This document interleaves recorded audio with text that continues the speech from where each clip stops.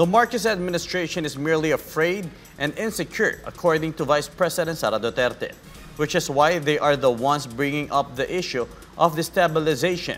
She added that if there is any group attempting to overthrow the government, it would be the Makabayan Bloc. This report from Carla Abellana. Amid the ongoing protest actions, Vice President Sara Duterte emphasized that there is no plan to overthrow the government and that those participating are merely expressing their sentiments and frustrations. According to VP Sara, the word destabilization always comes from the administration, which she claims feels insecure about the growing voice of the Filipino people.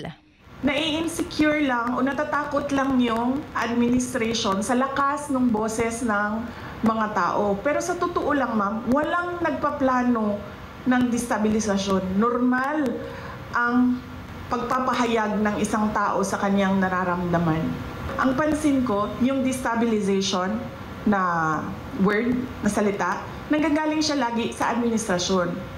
Kasi nai-insecure sila at natatakot sila. VP Sara added that if there is any group attempting to overthrow the government, it would be the Makabayan Bloc. Yan talaga ang vision ng Makabayan, pabagsakin ng gobyerno kasi gusto nilang mag-take over.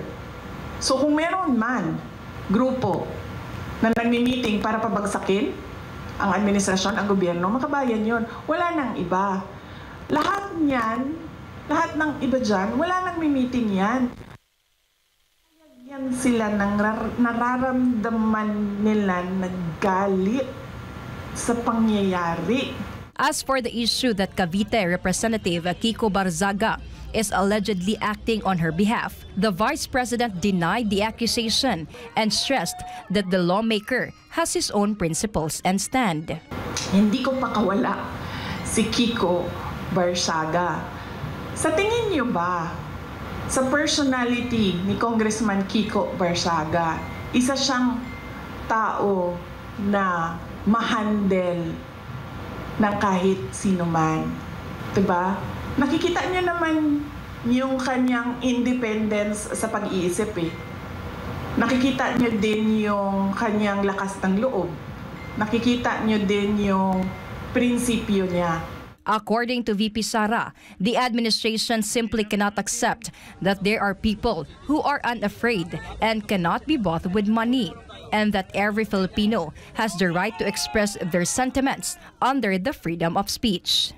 He is his own person, he has his own principles, and he has his own free will. And there is nothing wrong at all with what he is doing because, as I said, tayong lahat, we are covered by the freedom of speech and expression. Unfortunately, meron tayong administrasyon na hindi nila matanggap na meron talagang mga tao na number 1, hindi natatakot at number 2, hindi nabibili ng pera. For God and my beloved Philippines, Carla Abellana, SMNI News.